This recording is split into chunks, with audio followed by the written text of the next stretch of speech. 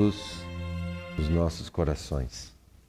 Nós vamos dar início à nossa reunião e isso é sempre um convite a buscarmos uma introspecção, deixando de lado as nossas preocupações, as nossas questões cotidianas e nos envolvendo, nos sintonizando com um ambiente de paz e de harmonia, preparado pelos nossos benfeitores espirituais que também dirigem a nossa reunião nesta noite.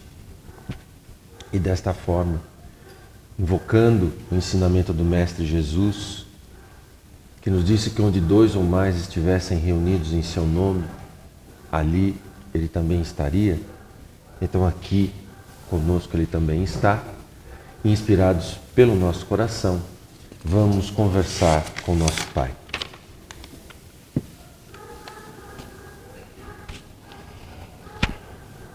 Deus, nosso Pai, bendito seja o seu nome, louvado seja o seu reino de amor e de luz, que ampara e acolhe a todos nós. Nós te agradecemos, Pai, por este instante que o Senhor nos concede para o nosso fortalecimento moral, através da reflexão, da conversa fraterna, sobre os teus ensinamentos, na doutrina dos Espíritos, no Evangelho do Mestre Jesus. Ajuda-nos, Pai, a entendermos o teu recado para cada um de nós nesta noite. Que consigamos avançar, ir além dos temas aqui estudados e consigamos relacioná-los com a nossa vida cotidiana. A forma como temos conduzido a nossa vida. Os pensamentos e sentimentos que temos acolhido, que temos permitido em nós. Os nossos sonhos, as nossas decisões, as nossas escolhas que temos feito. E que assim, Pai, consigamos entender, ter sabedoria, força para fazer os ajustes necessários na nossa rota, para nos alinharmos plenamente com o nosso propósito para esta reencarnação. Assim, Senhor, te pedimos por todos nós, em especial pelos médiuns e oradores desta noite e pelo nosso querido Lar Espírita Vinha de Luz, que abençoado por vós seja sempre um exemplo de simplicidade, de trabalho no bem e de fidelidade à doutrina dos Espíritos, ao Evangelho do Mestre Jesus. Assim, Pai, sê conosco, agora e sempre, que assim seja. Bem, meus amigos, no nosso estudo do Livro dos Espíritos, estamos na segunda parte, capítulo 10, que trata das ocupações e missões dos Espíritos. Nós vamos dar continuidade a esse estudo que foi iniciado há 2 semanas, com a questão 575, com o Ariston. Por favor, Ariston. Boa noite a todos. É um prazer mais uma vez estarmos aqui para nós fazermos o nosso estudo do Livro dos Espíritos e do Evangelho na sequência. Esse capítulo 10, ele é muito interessante, principalmente sobre esse assunto, ocupações e missões dos Espíritos. Nós sabemos, e Kardec deixa bem claro, que nós somos espíritos também, né? Todos nós somos, correto? Alguém aqui tem dúvidas? Não, né? Então, muito bem. Se todos nós somos espíritos, nós também temos as nossas tarefas, não temos? Todos os dias, né? No trabalho, na escola, com os filhos, em casa, com a família. São tarefas que nós assumimos. Alguns querem até se desvencilhar dessas tarefas, né? Mas, muitas das vezes não conseguem. Ou então falham, erram, né, durante a existência aqui na Terra. Mas todos nós temos algumas tarefas a cumprir dentro dessa encarnação. E Deus, na sua infinita bondade, Ele nos prepara para essas tarefas. Ele não nos relega, nos joga aqui de qualquer jeito, fala assim, vai lá e resolve o que você tem que resolver. Nós temos um preparo no plano espiritual. Alguns anos, né? Se formos contar pela contagem de tempo que nós temos aqui, nós temos um tempo lá de preparo para que possamos chegar aqui ao reencarnar e não falhar.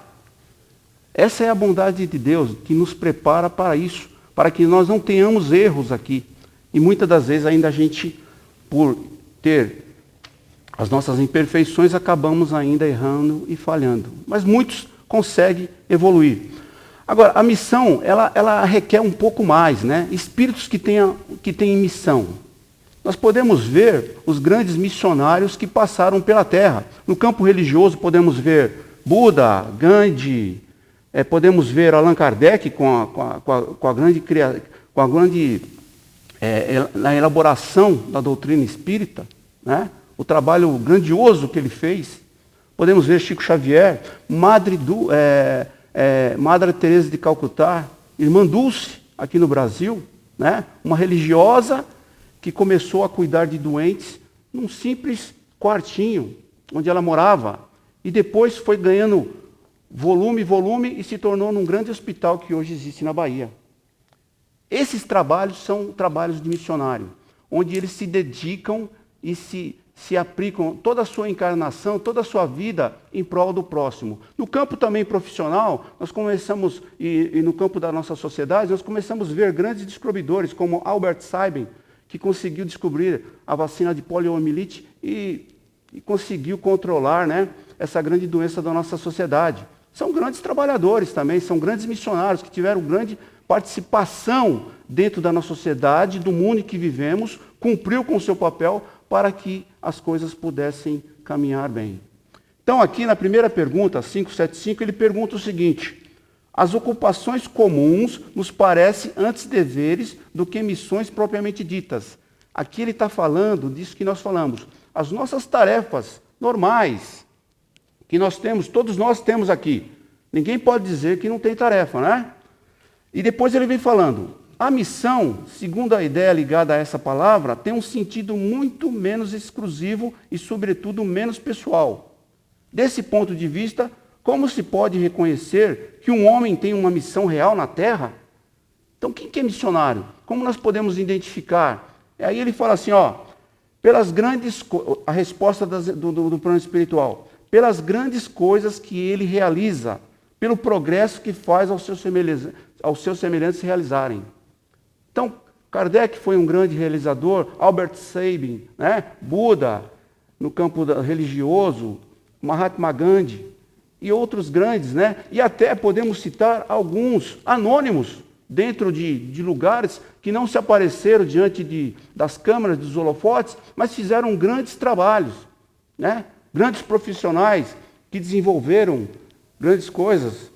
Henry Ford mesmo, que criou o carro, que fez um grande trabalho nesse campo. E aí a gente vai verificando que muitos vêm com essas tarefas nos vários campos da sociedade, né? E outra coisa, a espiritualidade diz que se esses grandes, se eles falharem, tem mais uns 40 ou 20 que poderão cumprir essa tarefa após ele. Porque Deus, Ele é organizado, Ele não deixa as coisas ao relento. Se porventura, por opção, esses grandes missionários, quando eles vêm à Terra para cumprir alguma tarefa, se eles falharem, outros cobrirão a falta dele e tentarão cumprir o trabalho, o grande trabalho que precisa ser feito. Segunda a pergunta 576. Os homens incumbidos de missão importante são predestinados, ou seja, já está lá, dizendo, eles já vêm já com aquela função, com aquele destino, antes do nascimento, ou eles têm conhecimento disso? Nós sabemos que quando estamos no plano espiritual, nos preparamos, né? A espiritualidade nos deixa bem claro isso. Mas quando reencarnamos, nós passamos por um pequeno, né, esquecimento das coisas. Despertamos aqui e começamos a trabalhar. Começamos a nos identificar com algumas coisas e ali, a partir dali, nós começamos a tomar um rumo. E temos a opção de dar continuidade àquela tarefa que nos preparamos lá em cima, ou recuar, buscar outras coisas, né? E ele nos deixa aqui, claro, o seguinte na resposta. Às vezes sim, muitos deles têm essa noção, mas na maioria das vezes o ignoram. Só tem um vago objetivo ao vir para a Terra. Sua missão se desenvolve após o nascimento e segundo as circunstâncias. Deus os impulsiona pela via em que devem cumprir os seus desígnios. E aí eu pego até um pequeno detalhe dentro disso daí. Quando quem já assistiu o filme da vida de Chico Xavier, viu que quando ele era pequenininho, ele via lá os espíritos, ele já tinha um contato com algumas entidades, mas ele não sabia que ele ia psicografar através desses espíritos 450 livros. Então, ele não tinha noção naquele momento. Isso tudo foi se desenvolvendo, ele foi, né, angariando e assumindo essa tarefa aos poucos, né? E a espiritualidade coordenando. Como ele fala assim, Deus nos impulsiona, ele vai nos direcionando para que eles também não venham a falhar. Pergunta 577. Ao horário. Quando um homem faz uma coisa útil, é sempre em virtude de uma missão anterior e predestinada, ou pode ter recebido uma missão não prevista? Então aqui, tudo é preparado lá em cima na espiritualidade? Sim, porque dentro das leis de Deus, né, Deus é organizado, a espiritualidade é organizada. Nós somos desorganizados.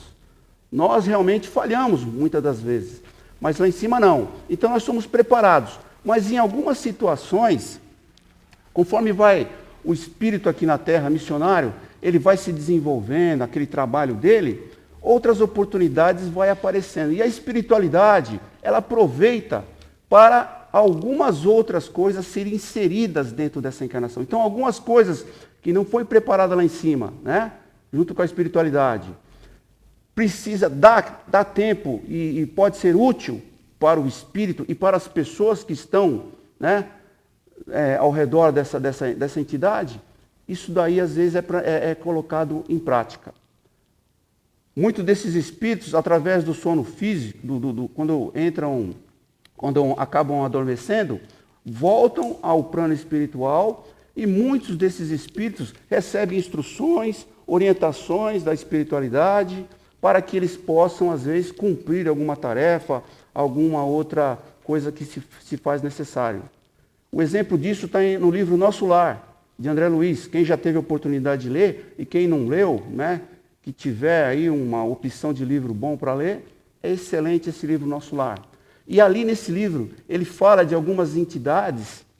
André Luiz está com o seu instrutor, né, num grande salão onde eles iam assistir uma palestra e eles viam que tinha algumas entidades que se aproximavam, vinham sendo até conduzidas por outros espíritos e que sentavam naquelas cadeiras para poderem assistir às palestras. Ele achou meio estranho aquilo tudo, a presença daquelas entidades que se apresentavam com o seu perispírito, né? Pelo seu corpo perispiritual. E aí o seu instrutor falou assim para ele: esses são espíritos que estão ainda encarnados na Terra, que estão no momento em estado de sono e se fazem presente aqui para receberem algumas orientações, preparo para algumas tarefas que vão ter que realizar na Terra. Então, basicamente é isso. E a resposta deles, da pergunta 577, ela é longa. Tudo do que o homem faz não é consequência de uma missão predestinada. Ele frequentemente o instrumento de que um espírito se serve para fazer executar alguma coisa que considera útil. Por exemplo, um espírito julga que seria bom escrever um livro que ele escreveria se estivesse encarnado. Procura o escritor mais apto a compreender o seu pensamento e a executá-lo. Dá-lhe, então, a ideia e o dirige na execução. Assim, este homem não veio à Terra com a missão de fazer essa obra, mas acontece o mesmo com alguns trabalhos de arte e com as descobertas.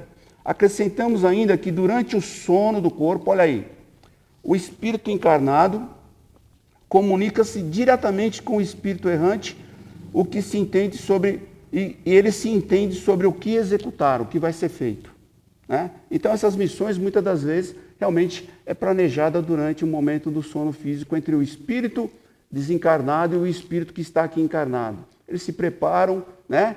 E aí acabam executando quando o espírito está realmente retornando ao corpo físico. Obrigado, Gestão. Vladimir, por favor. Obrigado. Boa noite. Então, agora a gente vai para a questão 578, que é o seguinte: o espírito pode falhar em sua missão por sua própria culpa? Antes de dar a resposta, que parece que é bem óbvia, né? Vou fazer algumas considerações. Primeiro, essa questão de se pode falhar ou não, a gente está fazendo aí uma comparação entre planejamento e execução, né? Se aquele planejamento que a gente fez com todo cuidado, se aquilo pode ir para o vinagre pela nossa má condução na hora da execução, né? E já vou adiantar que você já deve saber a resposta, que é sim, né? A coisa pode dar errado. Mas eu quero frisar de novo essa questão da missão, né? Essa missão, que nem o Ariston estava falando, parece que é uma palavra que para a gente representa uma coisa muito grande, muito séria, muito importante, né? E vamos falar a verdade, no nosso meio aqui a gente não tem grandes missões, né? Para ser elegante aqui, os espíritos responderam lá atrás que não são só os espíritos mais elevados que têm missões, todos podem ter, né? Mas logicamente a importância das missões vai estar de acordo com a capacidade de cada espírito. Isso é um eufemismo para dizer, a gente que é pequenininho aqui não vai ter grande coisa para fazer. Por exemplo, a maioria, se a gente tem alguma coisa de missão, além das expiações e provas que a gente tem, se a gente tem alguma coisa em missão, é uma coisa mais simplória, por exemplo, alguma coisa no campo da família, ser um bom filho, ser um bom marido, ser um bom pai, né? A gente não veio, acho que a grande maioria de nós aqui não veio revolucionar o lugar que a gente passa aqui, nada, né? Então, primeiro eu queria então abaixar essa expectativa lá, dizer que as missões que a gente está falando aqui, trazendo para o nosso nível, a gente está falando mais de expiações e provas. O que a gente pode falar grosseiramente de expiação? Expiação acho que seria uma prova, uma tarefa que a gente deveria cumprir. A gente já passou por essa tarefa, fez mal, executou mal, então ela se transformou em expiação, porque provavelmente nesse erro que a gente cometeu, isso teve repercussão com pessoas à nossa volta, isso traz uma reparação que precisa ser feita, isso traz uma perturbação própria, individual de cada um de nós, né, que a gente precisa reparar isso em algum momento, né? Quanto mais cedo, melhor, mas isso vai provocar um resgate que a gente chama de expiação. E a prova, eu entendo que seria uma tarefa que a gente tem que cumprir, que a gente vai cumprir pela primeira vez. A gente não errou ainda, é um caso novo que a gente tem que passar. Então, grosseiramente, eu diria que a expiação geralmente já causou algum prejuízo para nós, já tem um débito na nossa conta, né? Vamos falar que na nossa trajetória a gente vai tendo uma conta corrente aí de débitos e créditos, né? A expiação a gente já está com um débito lá que a gente precisa pagar, é uma dívida que a gente precisa cumprir, né? Voltando então à questão inicial, se a gente pode falhar por nossa própria culpa. Sim, claro que sim, né? Se não é um espírito superior, e é lógico que a gente está muito longe de ser espírito superior, então a gente pode errar sim. Eu sempre gosto de fazer paralelo, de comparações com da nossa escalada evolutiva em nível espiritual, né? Com o tempo que a gente aqui na Terra passa na escola, no período escolar, porque acho que é uma coisa intuitiva, todo mundo já passou por isso, então é fácil de entender, né? Por exemplo, a gente tem uma prova de português para passar. Alguém de vocês já fez uma prova que se preparou para bastante, mas mesmo tendo se preparado bastante, chegou na hora H, a coisa desandou, tirou um vermelho, foi muito mal? Acho que a maioria já passou por isso, né? Ainda mais português, que é as coisas mais difíceis que tem para gabaritar, porque ela tem várias vertentes. Por exemplo, falando de português, gramática. Gramática que são algumas regras lá que dá para decorar, estudar, fazer uma decoreba, e você tem lá os parâmetros a seguir, tudo bem. Mas, a hora que você vai fazer a gramática, a prova de português não se limita a isso. Tem também interpretação de texto. Interpretação de texto é um pepino, né? Tem textos que são muito complexos, né? Depende da complexidade do texto. Tem uns que são fáceis de absorver, sem entender a essência da coisa, tem outros que são de amargar, né? Então, não dá, por mais que eu estude, eu não vou estar preparado para interpretar qualquer texto. E esse texto pode representar aqui na nossa comparação os contextos que a gente vive na vida depois, na hora que está encarnado, né? Então, vão surgindo várias coisas que estão fora do nosso controle e assim por diante. Queria falar também ainda em português, falei de gramática, falei de interpretação de texto, hora que eu vou escrever tem a maldita ortografia. Ortografia não é coisa que eu estudei na véspera. É a bagagem que eu vou acumulando desde o começo, lá desde o prézinho, eu vou aprendendo a escrever uma letra, escreve com X, com 2S, papapá, CH. Então, também não vai adiantar só o que eu estudei na véspera, vai vir a bagagem, né? E eu quis fazer essa comparação para ver. A hora que a gente chega aqui, tem um monte de coisa que vai influenciar, que não dá para ser previsto de antemão, né? Por exemplo, ainda na prova, estou bem estudado, estou bem preparado lá, mas vamos dizer que eu bati boca com alguém nas horas antes da prova. Aquilo já me desconcentra, mas me tira o foco da prova, vai comprometer meu desempenho. Se eu estou no deslocamento para a escola, lá acontece alguma coisa, sei lá, quase fui atropelado, aconteceu, tomo um susto danado, vai comprometer o meu bom andamento da prova. Se a hora que eu chego lá, eu sou da turma A, algum aluno da turma B fala que fez essa prova no dia anterior, que se ferrou. Eu já vou assim lá, né? Se eu começo a ter problema estomacal, um problema de uma dor de barriga, então são várias outras variáveis que fogem ao nosso controle, que são complicadores que não dá para saber a priori, né? Seguindo ainda na questão do Kardec, aqui no 78A. Quais são as consequências disso, de eu falhar, né? Será preciso refazer sua tarefa. Aí está a sua punição. Também sofrerá as consequências do mal que tiver causado. Então, eu estava falando, geralmente, quando eu erro, esse erro não vai causar prejuízo só para mim. Muitas vezes eu comprometo a trajetória de outras pessoas. Aí que surgem os tais resgates que eu estava falando, né? E aquela contabilidade de débitos e créditos, né? No nosso lar, falava lá um sistema de avaliar os créditos, era um tal de bônus hora.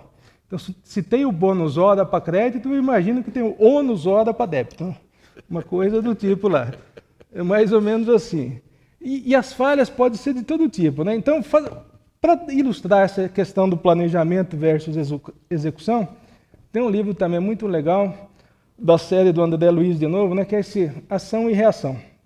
Então, falando do que pode acontecer na hora da execução, a gente tem alguns cenários aqui, que são capítulos desse livro, né, Ação e Reação. Por exemplo, tem a situação da dívida agravada. Eu fiz um planejamento para pagar umas dívidas, eu não só não paguei tudo, como ainda criei outras. Então, eu saio com a minha contabilidade mais vermelha do que estava quando eu entrei. Vai ter que refinanciar. Vou ter que fazer uma moratória, parcelar, mas não sei quantas encarnações. Né? Então, uma das possibilidades é o planejamento, na hora da execução, sair tão mal que agravou a dívida. Outra situação, débito estacionário. Esse débito estacionário é curioso, né? No livro lá, esse estacionário quer dizer que é congelado. E é um caso particular, lá estava tratando de um espírito que era muito ruim, muito rebelde, aprontava de tudo, judiava de todo mundo à sua volta. Foi aqueles que pisaram na bola demais, né? E ele estava há mais de 1000 anos só entornando mais o caldo, acumulando mais dívida, né?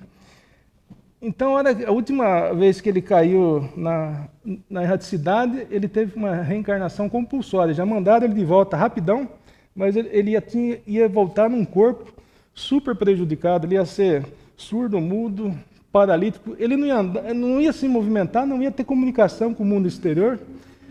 Era basicamente ele ficar congelado lá, aprisionado no corpo aqui no nosso mundo, para ele mesmo ir acalmando os ânimos e, ao mesmo tempo, acalmando os ânimos de todas as pessoas que ele prejudicou, que se ele estivesse lá na erraticidade, essa turma ia cair de pau nele. Então, foi um jeito que acharam lá de trazer ele aqui. Ele não fez nada, ele ficou estacionado, ele ia ficar congelado nessa encarnação para ver o que iam planejar na próxima. Pelo menos não ia poder fazer besteira. O corpo dele não ia permitir ele fazer nada. E ao mesmo tempo ele ia ficar sumido lá dos cobradores dele, né? Tem outra situação interessante, resgate interrompido. Isso aqui acho que é muito comum, né? Esse resgate interrompido, o planejamento foi muito bem executado, toda a teia lá, precisa combinar várias coisas para ter uma encarnação bem sucedida. O cara tinha que encarnar um determinado meio, encontrar tal mulher, ter tais filhos, tais espíritos deveriam ser os seus filhos lá. Ele começou a execução, chegou no meio do caminho, ele achou que aquilo está muito pesado, para ele muito difícil, resolveu chutar o pau da barraca. Na história, que a mulher era uma santa, mas o cara era uma desgraça, né? E ele arranjou uma amante lá.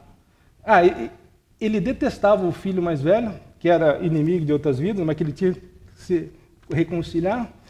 Ele adorava as filhas, que ele se dava bem já em encarnações anteriores, né? Então tinha essa dualidade. Odiava o filho, detestava... Não, odiava o filho, amava as filhas. A mulher ele tratava muito mal, resolveu chutar o pau da barraca, largar tudo. Então, tudo aquilo que estava planejado ficou interrompido por vontade dele. E, no meu entendimento, isso não é só interrompido, né? O sofrimento que ele causou para aquele familiar, para mim, é dívida agravada também, mas o título do capítulo era débito interrompido.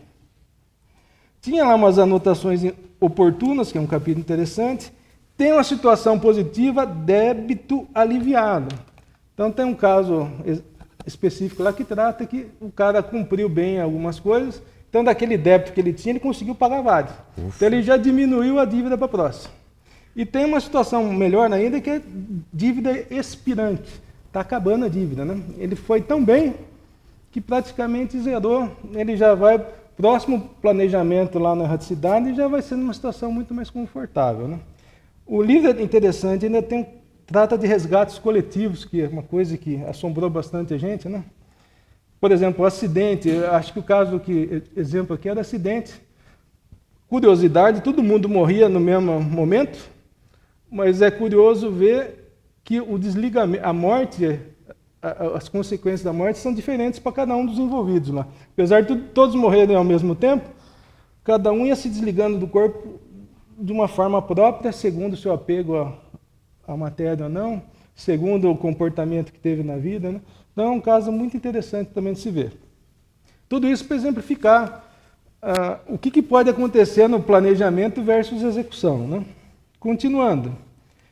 Uma vez que o espírito recebe sua missão de Deus, como Deus pode confiar uma missão importante e de interesse geral a um espírito que poderia falhar? A gente está falando de uma missão de verdade, uma coisa séria.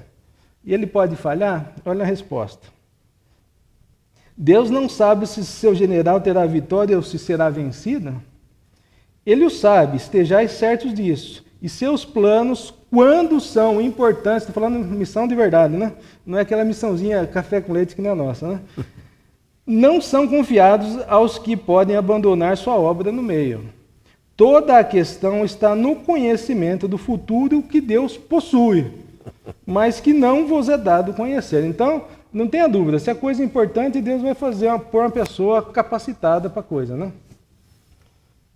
Para fechar aqui, questão 580, né? O espírito que encarna para cumprir uma missão tem a mesma apreensão daquele que o faz como prova? Eu acho que aqui é aquela diferenciação de graus de missão que eu estava falando no começo, né? Missão de verdade, o espírito que vem numa missão de verdade, ele tem o mesmo frio na barriga que a gente tem, que a gente que vai cumprir umas tarefinhas a cumprir. A resposta, não, ele já tem a experiência, né? O espírito que vai receber uma missão de verdade, ele é mais elevado que a gente, né? Ele já tem mais experiência, tem mais capacidades, ele já vivenciou mais coisas, ele tem um assessoramento melhor, porque ele tem um contato, o nível vibratório dele é mais alto, então ele acessa espíritos melhores ainda do que ele, e a coisa tende a cada vez ficar melhor, né? Com isso eu fechei aqui. Obrigado, Vladimir. Quando perguntaram para o Chico o que é que os espíritos desencarnados mais lamentavam, o Chico não pensou um segundo. Respondeu automaticamente: a percepção do tempo perdido. O Einstein dizia que Deus não joga dados, Era num outro contexto, mas a frase é tão boa que serve para o nosso contexto também.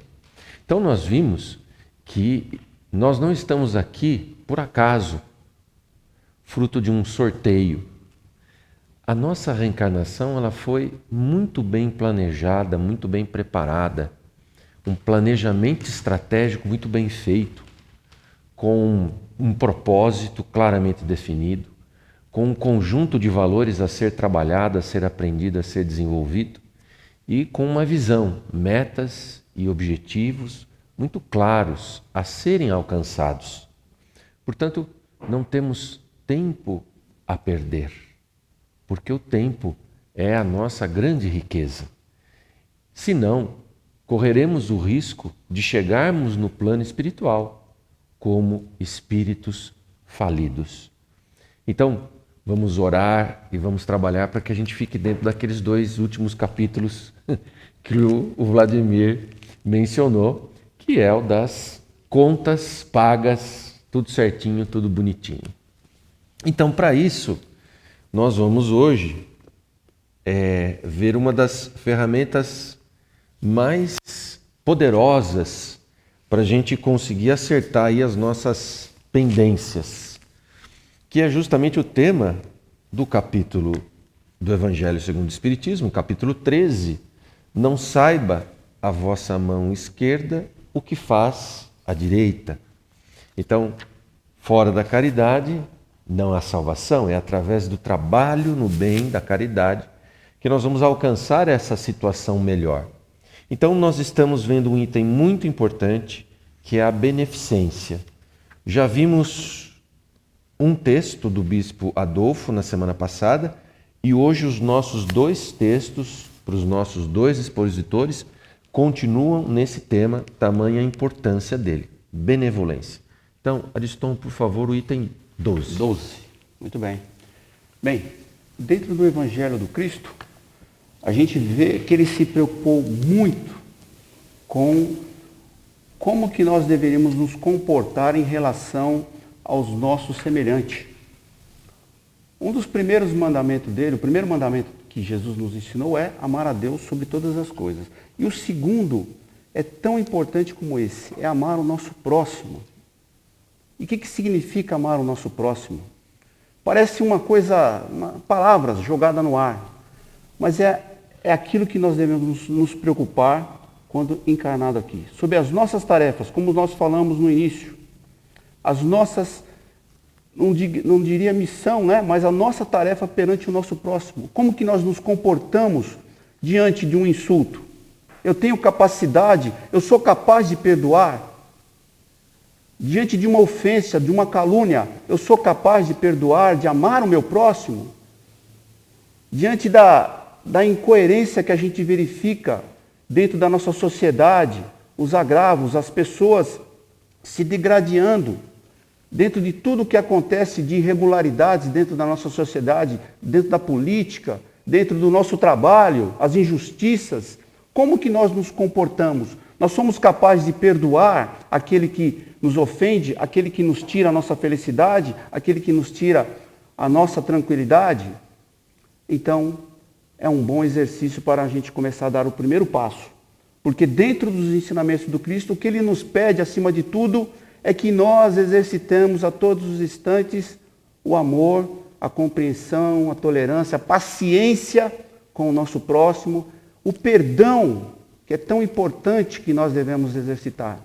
E que devemos começar, às vezes, para que a gente não se perca, comecemos nas pequenas coisinhas da nossa vida. E depois passamos para as grandes, né? Coisas mais que nos ferem mais. Né? Uma pessoa que nos passa e nos diz bom dia, um vizinho. Poxa, mas como que ele fez isso comigo? Me ignorou aqui. Deixa ele ir. Ele está nervoso, ele está impaciente, ele deve estar com algum problema. Perdoemos, não vamos revidar aquela ofensa que ele nos fez de não ter nos cumprimentado naquele dia. Então nós temos que começar a ter essa maturidade de lidar e administrar essas coisas na nossa vida. E São Vicente de Paulo, em Paris, em 1858, ele falando sobre a beneficência, ele vem nos alertar mais uma vez sobre a caridade. Ele foi um grande caridoso. Quem puder ler sobre a vida de São Vicente de Paulo, as coisas que ele fez em nome da caridade, em prol da caridade, pelo ser humano, pelos doentes, pelos desabrigados, pelas crianças, foi coisas maravilhosas. Só para citar um exemplo, ele estava como escravo dentro de um navio, naquele tempo onde o pessoal angariava escravos para poder remar aqueles navios. Isso aí na época de 1600, em torno de 1600. E ele era um daqueles escravos. Um daqueles que estavam ali puxando aqueles remos fortes, né, no mar, naquelas grandes fragatas, né, acabou caindo, tombando, de cansaço, doente. E aí, aquele cara que comandava ali o pessoal, chegou chicoteando ele, acorda, levanta. Ele simplesmente saiu do posto dele em que ele se encontrava, reergueu aquela pessoa, tirou e fala, deixa que eu continuo o trabalho dele. Tanto era o amor que ele tinha, a compreensão que ele tinha pelo ser humano. E aí aquele capataz que estava ali para fazer o negócio andar ali, ele se conteve e deixou o barco seguir. Vamos ler um pouquinho sobre o que ele nos pede sobre a caridade aqui. Sede bons e caridosos, eis as chaves do céu. Olha aí, as chaves do céu é a caridade. E quando nós falamos de caridade, não é só entregar uma doação em dinheiro para uma instituição. Isso aí é importante. Mas também quando nós podemos entregar uma roupa usada que tem ainda utilidade para outro que precisa, um cobertor para aquecer alguém do frio. E podemos também, através de um bate-papo amigo, da compreensão, perdoar o amigo, aquele que nos ofende, aquele que às vezes não quer, que a gente pressente que nos quer o mal, né? Essa compreensão de ir lá e cativar ele, ganhar a amizade dessa pessoa, evitar esse choque constante que às vezes nós encontramos. Mas onde eu vou sempre tem alguém que não gosta de mim. Vamos acabar com esse tipo de desentendimento, né? Esse é o nosso propósito aqui. Chegarmos ao entendimento, à compreensão, evitar as discussões, as brigas. Isso é importante para nós, é a nossa evolução, e aí estaremos evoluindo. E aqui ele fala, né? Amai-vos uns aos outros. A alma não pode levar-se às regiões espirituais senão pelo devotamento ao próximo. Então nós não vamos avançar espiritualmente, nós não vamos deixar de sofrer se nós não praticarmos a caridade. Deus nos deixa como a única opção para o nosso adiantamento. Esse é o caminho, a caridade, em todos os sentidos, como nós falamos no início. Sede bons, amparai os nossos irmãos, extirpai a horrível chaga do egoísmo. Olha aí, quando nós só pensamos em nós, esquecemos do próximo, não esquecemos? Até de um familiar, que é mais irritante, um familiar mais difícil, um amigo de trabalho, né, que é mais difícil. Não é difícil isso daí? Perdoar esse daí. Vamos pensar nele também, vamos ajudar esse cara a se melhorar. E aí ele vem falando, cumprindo esse dever, o caminho da felicidade eterna. Olha aí, o caminho da felicidade eterna deve abrir-se para vós. Aliás, quem dentre vós não sentiu seu coração pulsar, crescer sua alegria, na sua alegria interior, ao relato de um belo sacrifício de uma obra de pura caridade? Isso acontece muito quando nós vamos, às vezes, visitar crianças num hospital, um hospital que tem pessoas doentes. Quem já teve essa experiência? Faça a experiência e depois, no final, tente sentir o que vocês sentem de diferente, se aconteceu alguma coisa diferente. Quando nós visitamos um doente, uma pessoa até amiga, que está adoentado, que precisa de uma palavra, que precisa lá da visita, da atenção nossa, ele se sentir que alguém se preocupou com ele, isso daí faz muito bem para a pessoa. E nós, quando terminamos esse trabalho, quando nós acabamos de fazer um ato de caridade como esse, nós sentimos, parece que alguma coisa boa nos preenche, alguma coisa que nos dá um ânimo. E aí nós sentimos que nós podemos ser melhor, que nós podemos ajudar as pessoas, né? Com um sorriso, com uma prece, uma oração dentro de casa, dentro de um canto da nossa casa, em prol daquele que está sofrendo, um doente, como hoje, no nosso grupo, do grupo Evangelho, um neném que tinha acabado de nascer, desencarnou, né? Heitor. Elevemos um pensamento a esse espírito que não chegou nem a ter o encarne perfeito aqui, aos seus pais, aos seus familiares, que devem estar sofrendo. Geralmente nós vamos nos colocar, o pai e a mãe dessa criança, como que deve estar no momento desse, né? Um recém-nascido desencarnar. Então, é esse compadecimento, esse amor ao próximo que nos faz avançar para Deus e a nossa evolução. Aí ele vem falando ainda, eu não vou ler tudo, que é muito grande e o nosso tempo é curto. O Cristo nos disse tudo o que se refere a essas virtudes de caridade e amor. Por que deixasse de lado os seus divinos ensinamentos? Então nós não podemos esquecer daquilo que ele nos deixou com tanto amor para nós, né? O seu evangelho, que é uma caridade a todo instante, a todo momento, em cada palavra, em cada situação, em cada parábola, em cada passagem dele, em cada momento que ele viveu com os seus discípulos, por onde ele passou, ele deixou todo o seu amor, a sua compreensão. Ele não foi capaz de reagir agressivamente contra ninguém. Ele amou e está amando até hoje nós todos, nos compreendendo mais do que nós. Vossos males provêm do abandono voluntário do resumo das leis divinas. Quando nós abandonamos o Evangelho, nós realmente ficamos à mercê, né, do mundo perigoso, das nossas imperfeições, e podemos falhar. Então, se queremos realmente essa felicidade, essa tranquilidade, devemos buscar o exercício desse Evangelho. Aí ele ainda fala, homens fortes, armai-vos, homens fracos, fazeis da vossa doçura, da vossa fé, as vossas armas. Tendes mais persuasão e mais constância na propagação dos ensinamentos cristãos. Então é isso, é propagar isso a todo momento, a cada instante. Uma hora nós falhamos, tem dia que nós realmente acordamos meio virado, né? Parece que está tudo errado, está tudo contra nós, né? E aí nós ficamos nervosos, queremos nos desequilibrar, mas é um momento de reflexão, de calma, né? Buscar o nosso equilíbrio na ação correta, corretiva, para nós não errarmos mais, né? Sejamos fortes. Ele fala aqui, para que nós nos armamos, né, dessa fortaleza do Evangelho. Depois ele vem falando, a caridade é a virtude fundamental que deve sustentar o edifício das virtudes terrenas. Sem ela, as outras não existiriam. Sem a caridade, nada de esperar de uma sorte melhor. Nenhum interesse moral que nos guie. Sem a caridade, nada de fé, pois a fé não é mais do que um raio de luz pura que faz brilhar uma alma caridosa. Então, esse é o grande legado nosso, né? Temos mais só um pedacinho que ele nos deixa aqui, onde ele fala que a caridade é a âncora eterna de salvação em todos os mundos. Então, esse é o nosso momento. Aproveitemos os nossos momentos que nós temos, né, de exercitar a caridade para o nosso próprio benefício e em prol daqueles que estão ao nosso redor. Quem quiser ler, está no capítulo 10, né, do Evangelho segundo... Não, no capítulo 13 do Evangelho segundo o Espiritismo, item 12, a beneficência. Muito obrigado. Aristão. Vladimir, por favor. Bom, agora vem uma mensagem de Caritas personificando a caridade, né? É um texto muito bacana, com bastante sentimento.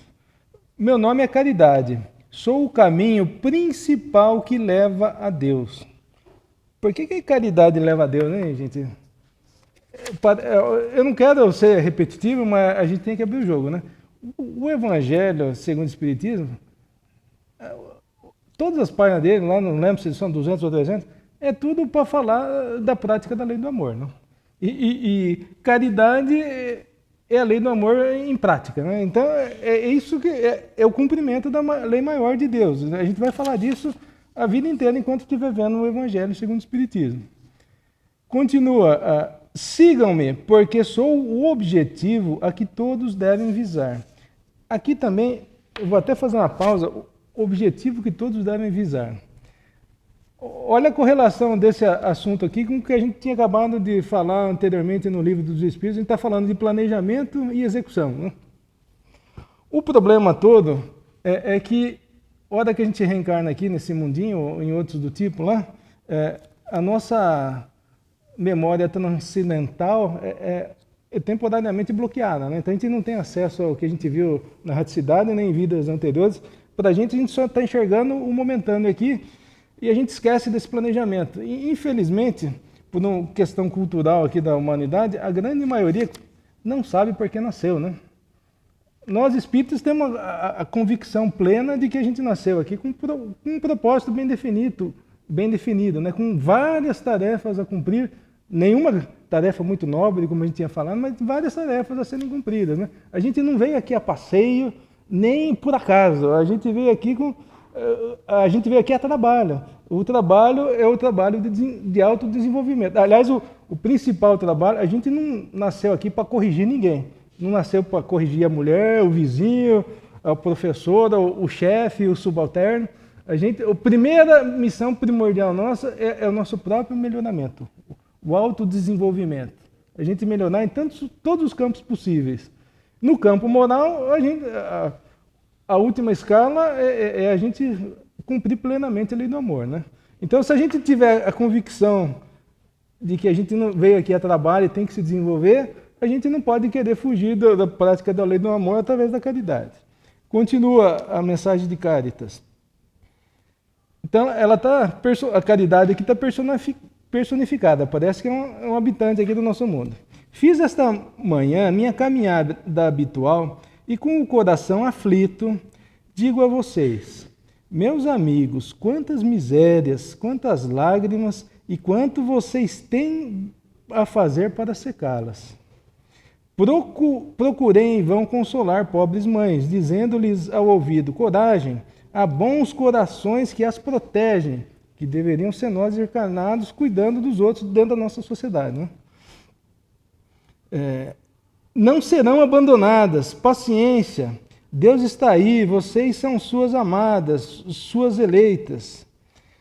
Elas pareciam ter me ouvido e voltavam para mim os seus grandes olhos ansiosos. Via-se em seus pobres rostos que o corpo, esse tirano do espírito, estava com fome, e que se as minhas palavras tranquilizavam um pouco o seu coração, não enchiam seu estômago. O que a gente está vendo aqui? Está vendo um espírito benfeitor, um espírito mais esclarecido, mais iluminado, vindo aqui na nossa psicosfera, no nosso mundinho aqui, dando uma volta lá e tentando consolar, dando mensagens de ânimo, intuindo mensagens de ânimo, inspirando essa gente coitada aqui que está sofrendo que nem um cão, e ao mesmo tempo indo no restante, as pessoas à volta, inspirando, ó, Vladimir, o cara está passando fome lá, você vai ficar olhando aí, fica soprando aqui para mim, e faz isso em tudo lá, né? Mas enquanto ela fica falando para a pessoa que está passando fome, calma, coragem, que vai dar tudo certo, você não está abandonado, e fica inspirando o outro para ir lá tomar vergonha na cara e fazer alguma coisa para ajudar, né? Esse lapso de tempo não é na velocidade que o espírito benfeitor gostaria, né? A gente deixa o outro passar fome e vai, né? Cada um com seus problemas, a gente costuma dizer, né?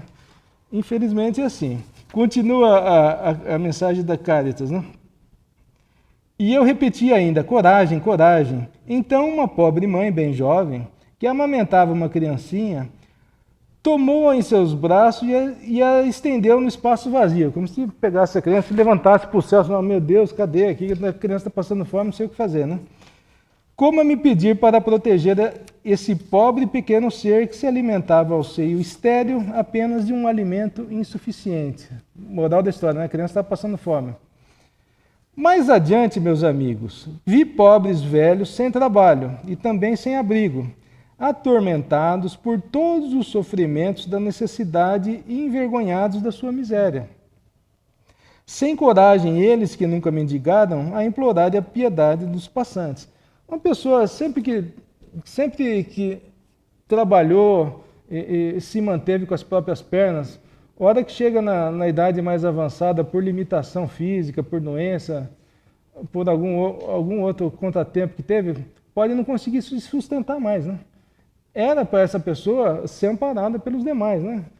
A gente, como sociedade, tentou criar um mecanismo para diminuir isso, que é a aposentadoria. É ele que tivesse contribuído para o INSS antes, para não passar fome agora. Se não contribuiu enquanto estava nativa, é problema dele agora. de novo, cada um quer cuidar do próprio umbigo, né? Então, estava falando aqui dos velhinhos que agora estão numa situação complicada e para eles é muito ruim querer mendigar, ele que trabalhou a vida toda, né? Eu, com o coração tomado de compaixão e que nada tenho, fiz-me de mendiga para eles e vou por toda parte estimular a beneficência, inspirar bons pensamentos aos corações generosos e sensíveis. Então, um bom espírito que esteja aqui, como desencarnado, mas ele vem visitar a gente, ele não consegue pôr mãos à obra. O máximo que ele pode fazer é tentar influenciar quem está à volta ali para tomar alguma atitude. Por isso venho até vocês, meus amigos, e digo: há por aí infelizes cujo prato não tem pão, cuja lareira não tem fogo e cuja cama não tem cobertor. Ainda mais nós que estamos no inverno aqui, a gente sabe bem o que é não ter um cobertor. Não digo o que vocês devem fazer. Deixo a iniciativa aos seus bons corações, como se todos nós aqui tivéssemos bons corações. Mas pelo menos deveria tentar ter, né? É faz parte da missão principal da primeira linha que eu li, né? Se eu ditasse sua linha de conduta, vocês não teriam o mérito, o merecimento, né, dessa sua boa ação. Apenas digo: sou a caridade e lhes estendo a mão pelos seus irmãos sofredores. Quer dizer, ela está tentando fazer tudo o que for possível. Mas se peço, também dou e dou muito. Ele está falando a caridade personificada, ele está falando ela pede ajuda, mas ela retribui bastante. Convido-os a um grande banquete e lhes forneço a árvore onde vocês poderão se fartar. Vejam como é bela, como está carregada de flores e frutos. Venham, colham, peguem todos os frutos dessa bela árvore que se chama beneficência. Aristóteles tinha acabado de falar, né? É uma das modalidades da caridade é beneficência. No lugar dos ramos que tirarem dela, fixarei todas as boas ações que fizerem e levarei essa árvore até Deus para que a carregue de novo, pois a beneficência é inesgotável. Quando ele está falando aqui que vai levar para fixar todas as boas ações nessa árvore lá, o que nos remete a essa ideia aí, né? Lembra que eu estava falando da contabilidade dos créditos lá que a gente chamou de bônus hora? A gente vai acumulando bônus hora. Então essas boas ações equivalem ao bônus hora, lá, os créditos que a gente vai ter na nossa contabilidade para uma hora virar positivo aquele negócio, pelo amor de Deus. Né?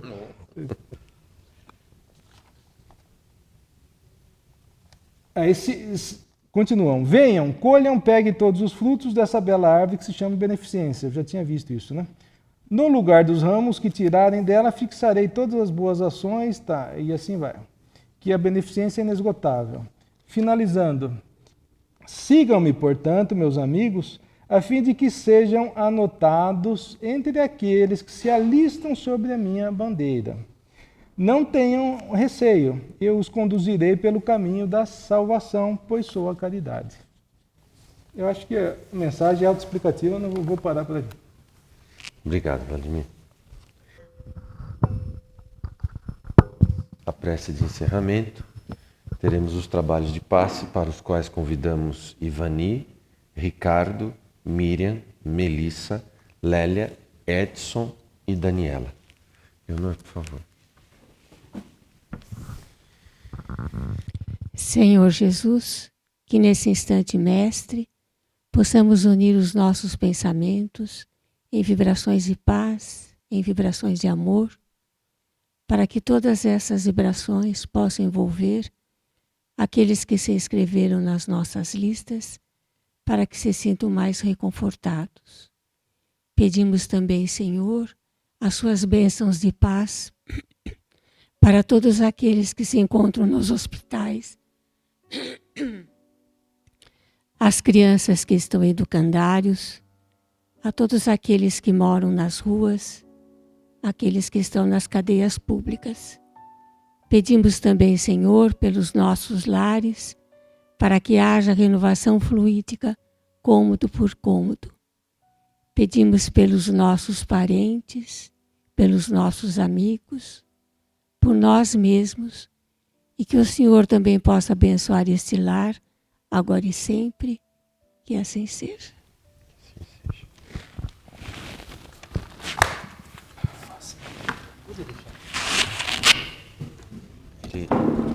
Passa a pegar.